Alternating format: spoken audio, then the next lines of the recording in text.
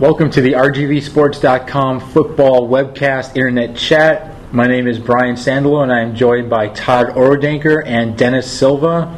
And guess what week it is? It is regional semifinal week, or as some people like to call it, Valley Week. I'm not familiar with that term. Never heard of the term Valley Week? I've heard of San Antonio Week before. Really? Never heard of Valley Week. Valley Week spelled W-E-A-K? Oh, okay, there it is. Now I know what you're saying. Now you know what I'm talking about? My brain did not process that information. Yeah, but we'll get into that a little bit later. Have a little bit of fun with that. But Sure. Looking back, to get to Valley Week or San Antonio Week, whatever week you want to call this, we had to get through area round, and we did. There was a pretty big game there in Weslaco. You were there. It was big at every point up until the kickoff, slightly after kickoff. Right. Yeah, so it didn't. It was raining, and the crowd wasn't as loud, understandably, because of the weather, and a lot of people probably didn't show, or got kind of scared away because of the weather. So it was kind of a letdown in that respect, and that's just bad luck on everybody's part that the rain happened to hit on Friday night at 7:30. But Sherryland obviously showed pretty clearly that they're the best team in the Valley. At least 5A was. Pretty evidently offense, defenses. You are struggling there. I am struggling here, but eating some food. Hey, I'm hungry. But kind of a statement for Sherryland. Yeah, they made statements throughout the entire year, beating Donna, beating Edinburgh North, and coming back on Economides a little bit earlier in the season, and then putting up 73 or 72, whatever it was, on the Radio United. And then, all that talk coming into the Harlingen game, Harlingen's back, all that stuff, and they weren't really back. No. They kind of made their way through a lousy schedule. They did, and then they beat McCallum Memorial, which was a good team in the playoffs. I wouldn't say Memorial was even that good, but go on, continue. Regardless, it was an obvious hype, a lot of hype and all that stuff going into the game in Harlingen. Sherryland and Sherryland kind of put their foot down and kind of showed everybody and proved to everybody what they've been thinking of themselves the entire year. Clearly the best team, and a big win for that program because they have a reputation of being yes. You're mimicking choking. Right. Okay. Heimlich maneuver, Yeah, they have not had recent playoff success as Sherryland has had, but they're looking to turn that around under a new coach, and so far have done that. Ron Adame, what is it? How much of this is him? I mean, a lot of talent there, but how much is it him changing the attitude of that program? A little bit. Remember, he was the first assistant for Fred Sanchez, so not coaching all the same. Rudy Gonzalez, DC, Joe Oxley, I was the OC, now he's the first assistant for him. So the top level coaching and everything across the board is pretty much the same. Same play caller. Ron was calling the plays last year too. Right. Of course, now he's in charge, so a little bit of a different approach than Fred had. I did not cover the team last year when very different men. Those are two pretty different men. It appears so that way. I think it's just they had a very good group this year that are happening to be seniors now, as opposed to being the underclassmen as they were last year. So that helped a lot. And Harlingen, what the Big Red, the Harlingen mystique, is that just the old garbage that I thought it was, or what? Probably. It's obviously it did not rear its head in this game. Otherwise, they would have won. Can a high school football team that's never won a state title or anything significant on the state level have a mystique? In the Valley, perhaps. I don't know, because the Valley, obviously, it's difficult for these teams to compete for state titles. But Harlingen, they're a good program. They're a very good program. It was impossible for anybody. As I've heard some things from people over in Harlingen, that Manny Gomez received a lot of flack for some of the losses this year, which is insane. Yeah. But if anybody in Harlingen listening, or anybody around the Valley expects Harlingen to be 13-0 every year, it's ridiculous. It's insane. It's impossible.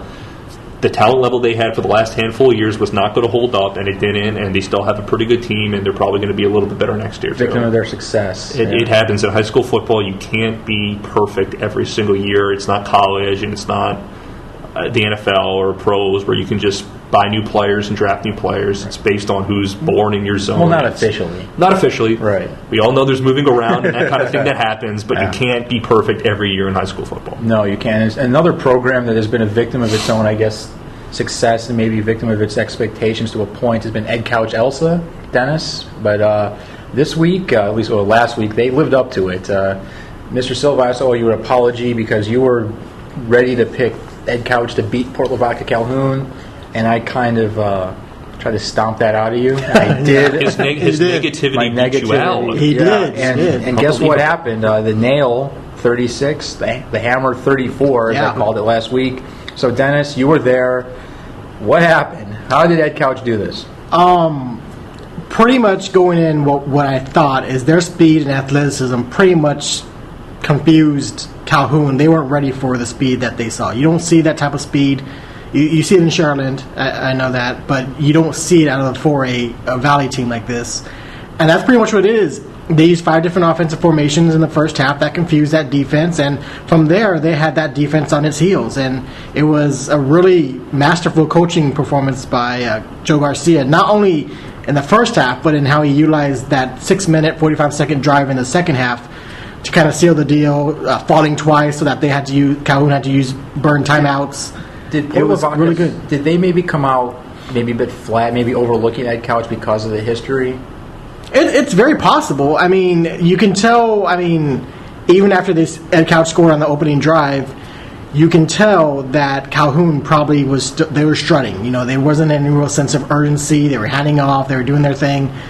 But then they get behind 14-7 or what have you. I thought the big difference, and I told this to a couple people, is when Calhoun won the flip, they deferred. It's weird. Yeah. And my whole thing is you don't do that. Don't let Edcouch gain confidence by scoring on the opening drive. You want to come out, set the tone, crunch them. They're a running team. Use 6-7 minutes, and from there take over. But that was their mistake. Is they let them come out. Edcouch built confidence. They scored real easily, 52-yard scoring pass, and from there it was almost eyes wide open for Calhoun. Now, how much of this is because Joe Solis isn't there? And I don't mean because of his presence with the scandal and everything, but is this maybe because Joe Garcia is just a much better coach? How much of this is because of that? Because I know that I've covered games that at the Black Hole you have. The people there are on Solis. They don't particularly like his coaching in some ways. How much is because Joe Garcia is just a much better game coach than Solis, if he is? I imagine the fans are thrilled with this. Even being at the games this year, they were harping on Solis because the offense is so conservative. The same thing, predictable. Same thing I noticed. Same formations, and Garcia, exactly. Garcia, wildcat, tight, spread, empty, just right after another, just throwing it out. And I imagine fans have got to be thrilled with that because that was their number one concern, was the offense. And with the speed and athleticism that you've got to open it up. And under Solis, they were averaging 20 points this year in the last 4 games, all under Joe Garcia, 39.8. Yeah, and I think that's significantly telling. That's been the rap on Edcouch since the 08 team, is that they will, they'll get enough points to win, but it'll be the defense that's going to win them the games. That doesn't seem like it's the case, and now Joe Garcia has done a great job. He has. You can't argue that, but he's still part of that staff. Yeah. Mm-hmm. Is he assuming that Edcouch makes a change? Is he under consideration, and should he be? I think he should be. I don't think he is. I think he's guilty by association. Yeah. I mean, I hate to say it, but because I do believe he's a quality head coach. He's deserving of a head coach job somewhere, but I think he's guilty by association. And with this new board, that's step one. I don't see how they let any of this coaching staff stay. Was he the DC or the OC before? He was a DC. Was he Solis' right-hand man, or was that? Yes, he was. He's doing. I mean, he's making a name for himself for another job, possibly, but he's gonna be tied to that whole nut thing that they happened there. So even if he wasn't responsible for it, which we don't know whether he was or not. Yeah. Hard for him to come back. It's tough. They need to rid themselves of this whole thing. They do. Yeah. I mean, it's sad to say because he did a really terrific job against Calhoun, and he's a real good head coach. Clearly has the chops for it. I just don't think it's going to be an Edcouch-Elsa. He clearly had some issues. I mean, never said him, but clearly had some disagreements with how to run an offense. He's clearly changed things up because Edcouch was very predictable. Yeah, and talking to the kids, another thing he's really brought discipline. Yeah. And that you can see that. Yeah, you can see that out there. Yeah, it's amazing what happens when you discipline kids. But now moving forward, I don't think we're missing anything else. By the way, in the games, other area round games, anything interesting? Westlaco getting drugged. Poor Coach Tony. Brownsville Vets a really good season for them, and congratulations to them. Yes. Yeah. Good for Brownsville. Am I missing any other games? PI won. Well, we're going to get to them. Edinburgh North. We're going to get to them, all right? I have a list of topics that I get to. You're organized. I'm very organized, but I can't eat my snack during this podcast, apparently. Guess not. Now, moving forward, it is Valley Week. Bum, bum, bum. Yeah, or WEAK. I don't. Well, let's be supportive here, Sandalow. Of course, because we're the hometown media. We have to root for the home team, right? It's our job. Yeah, that is our job. We have our pom-poms in our office, ready to go. I'm going to have my face painted Friday and Saturday. And moving forward, point made. Right, point made. Yes, hope it was not subtle.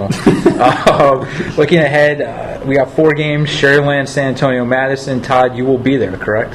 Yes, as long as Joel Martinez will be able to drive his car. Knock on wood. Corpus Christi. Let's hope he makes it. His car is in much better shape than yours. Good point. It's true. Actually, a very comfortable car, which I've driven. Oh, good for you. More importantly, though, Sherryland, did they have a shot? Can the Rattlers do this? Your facial expression says no. I just don't see it. If Estefan Castillo, who's got that shoulder injury, is going to most likely keep him out, doubtful, highly doubtful is what they're saying, which is code for no. He's their best player. They got some kids to replace him. They got those 3 kids, Marco Avila, Danny Bareilles, and Sean Landez, but they're all a little bit small. Don't have the experience. I've never heard of him. Have you seen YouTube? Well, what's that? Anyways, yeah, no, I mean, they have talented kids. They're just not relying on one player, and they never were over the course of the season. It was never just the Esteban Castillo show. But when you lose your number one offensive threat, I mean, you still have their quarterback. So, I mean, if they lost Tres Barrera, I would say absolutely not under no circumstances. But they still have their quarterback, they still have their running back, they still have most of their guys on defense, they still got their offensive line. They still have most of their key guys. It's just losing that number 1 guy and then the talent that Madison has. The 4 guys going D1, Marquise Wolford and the running back, Dan and Cavill's, this wide receivers going to Ole Miss, who played at Lake Travis 2 years ago on that championship team. So this guy's played in big games before. They got the lineman going to Memphis. They got another guy going to one of the defensive tackles. Vincent Taylor is going to Oklahoma State. They're a good team. Yes, they're a good team, and then you have the coach Jim Streety is, I think, the most the winningest coach in the history of 5A football. Right? Something like that. He's been around too. Yeah, he's won some big games before. Yeah. And now you mentioned Marquise Wolford. Yes, he has a Twitter account, right? Oh God, let's not. Okay, there's some trash talk. Yeah, he talked a little bit. Valley people and Sherryland people came back at him. Probably a little bit overblown. Everybody, anytime somebody says anything, everybody goes crazy. I don't think it's that big of a deal. He's just a kid and he's having some fun, and he said a couple things and. I'm really not going to read too much into that at all. It was fun, though. It was fun. It's just, it's a little harmless trash talk. No racial slurs, nothing crazy. Nobody said anything out of line, so nothing to get anybody crazy about. Just some innocent fun. Just some innocent fun. But the most important thing about this game, and this is what I brought up to when I was at Sherryland today with Ron Adame, they have not had any kind of experience against a team like this before. Yeah, they're all their big games have been Valley games. Yes, I mean, Ed Couch previously had played teams like PLC. I think he played PLC last year, right? Oh, yeah. So they had, Ed Couch had been there before in those games. This is virgin territory for Sherryland. I guess we could put it like that. Anyways. They have not played against a team outside of the Valley since 2008. I think they might have played a 9-district game somewhere, but they have not. This current group has not played a team of the caliber of Madison yet. And I'm just not sure you can go from playing Loreto United and Harlingen 0 to 60. Exactly, and go to there, but. They have a good offense, and crazier things have happened. Right. Yeah, that's what keeping the game. And now, speaking of 0 to 60, oh boy, I know what you're going with North has to face Cibolo Steel. Now, Edinburgh North, a pretty good program. They kind of fly under the radar. Yeah. They lost some kids, I think, to Vela. They lost, they come off a pretty poor season last year. Oh, we can sum this up pretty easily. They're in the 3rd round, but Cibolo Steel is the number 3 team in the state. I've looked at Cibolo and I followed North all year. I still don't know the answer to this question. Dennis, you never see North play, and all you know about Cibolo is they're good. Who's going to win this game? That would be Cibolo Steel. Why? Because they can play the game of football pretty well. Yeah. There you go. That's all we need to know. I mean, Cibolo's been in one game this year, and that was against Judson. Yeah, and Judson's good. So I mean, they just slammed through their non-district and their district schedule. Not even close, not even challenged. And they made the state title game last year. And Edinburgh North doesn't have the offense to maybe even possibly. They have a good defense, but I don't know how much. I mean, I don't know for how long North's defense can stymie off that Cibolo. Eventually, you're going to get one. And I'm not sure what the heck North's offense is going to be able to do against that defense. This is in the impossibility territory. There's other ones, like the other 3 games, you can conceivably see a Valley team winning. this is the one I would say, like, really good season, Edinburgh North, really good job, Roy Garza. Third round, Roy Garza, maybe coach of the year. And maybe, definitely everybody's, I mean, they have defensive guys who are going to be all value players. Good season, guys. I mean, I'm really not sure how they're going to be able to win this game, but they will have 48 minutes, so maybe, I don't know. Whatever, but you never, just take it one play at a time. Take it one play at a time. Let's use coach See what happens. Now, Dennis, last week, Port Lavaca team Edcouch beat was number 8 in the state. That's correct. What's Brennan this week? That'd be number 10. All right, Edcouch, can they do it again? My question isn't about them physically. Yeah. They have a shot, I think, physically, but do they have any emotional energy left? I mean, how could they possibly have anything left in the tank after everything they've been through? Here's the weird thing: is it's been emotional on the field. After the games, though, you don't really see we shocked the world a mentality. You didn't see the mentality that you would think you would. They're very subtle. They're proud. They're excited, of course. But I tried to look for it. I tried to look where they're going to get overexcited or anything. It was even when they won district title or what have you. They're kind of going through this as if this is almost expected to them. That but don't you wear down? I mean, they were on the verge of their season being turfed. They were on the verge. I mean, they've seen their coach just go. They've fallen. They've lost. They got curb stomped by Michigan. Yeah. I think you can go two ways with that. You can fold. But how much more do they have left? This is has that been a concern for? Has Joe Garcia talked about that? Not at all. In fact, they're riding this wave. They think it's not expected, maybe, but they think it's because of everything that's happened, they've gotten stronger. It's actually fed them. So from that standpoint, I mean, just talking to them, they're excited, yes, but they're not going in intimidated. And the thing is, they're kind of riding a perfect storm. Calhoun could not pass to save its life. Right. It's a one-dimensional team, and when you've got a team that can do both, you're in the advantage. That's the same thing we're looking at here with Brennan. Is they don't pass. 69% of its offense is the run. And their schedule, Brennan, not exactly not the toughest, but you could probably say that about Edcouch. Right. So, I mean, I don't know how much they're playing in Kingsville, which Edcouch is. I mean, they won't have to travel as far. They've been there as far. That doesn't mean anything. Yeah. Exactly.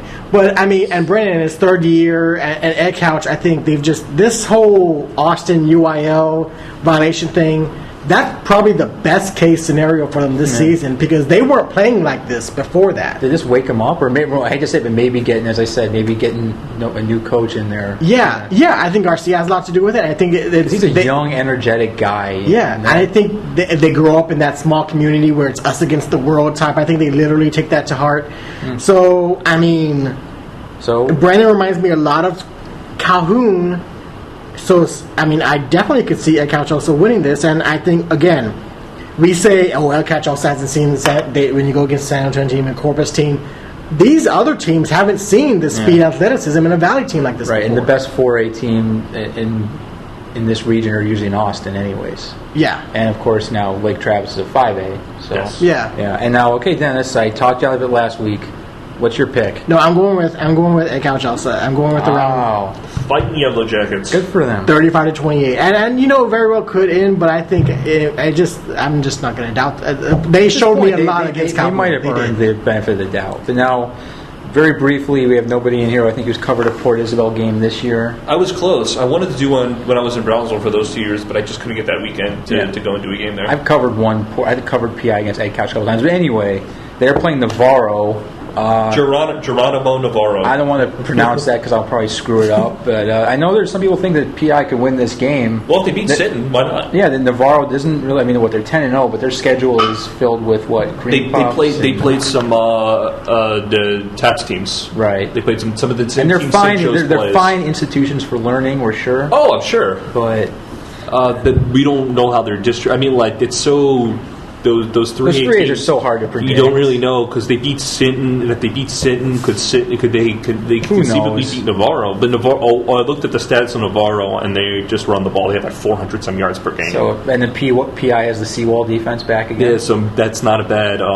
matchup for PI that they can kind of shut down the run there and get some stuff. But I think their defense is pretty good in Navarro. So either way, a big run for Monty Stumbaugh. It seems like he's always under pressure, from the very, very demanding folks in PI. There's a long list of coaches. Two of them, one in Weslaco, one in Economy East, who could tell you about that. Yeah, get it to the third round. I think that probably. I don't know if that's going to be good enough there. How is that not good enough? I mean, Sinton always beats up on Valley 3As, and now I'm not a Portismo expert, and I don't want to relay incorrect information, but I just know that things were tough for Monty this year, and on paper and in reality, he's done more than enough to earn himself a contract extension. But as we know in high school football, in these towns, that always doesn't play. I don't know. I think that he's earned it. I would most certainly agree with that. Yeah. I don't know who they're going to find to do a better job than what Monty Stumbaugh has done in his time at PI. Yeah, certainly. Well, I guess we'll find out everything that's going on next week. I guess some of us will be back to talk about Valley Week. Do you just want to say that this is your last week? Yes, I do. Yes, I do. Yes, I am leaving. Congratulations. I will be dead to the Valley on Monday. Actually, Saturday is my last day of work. This has been fun.